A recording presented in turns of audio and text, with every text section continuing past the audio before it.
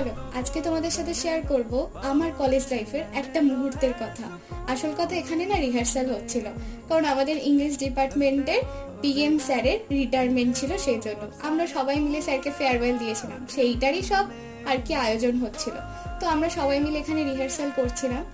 তো এখানে বেশিরভাগটাই জানো তো সিনিয়র ছিল, আর সিনিয়র হলে কি হবে, বেশি অত বুঝতে পারিনি, জানো সবার সাথে এত ভালো বন্ডিং হয়ে গেছিল।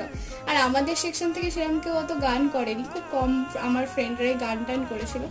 তো যার কারণে আর মেন যে লিডার ছিল সেটা হচ্ছে দেবজ্যোতি দা। দাদা যদি না থাকতো তাহলে এটা কমপ্লিটই হতো না। আর এই দিনগুলো না আমার চিরকাল মনে থাকবে, এত সুন্দরভাবে কেটেছে।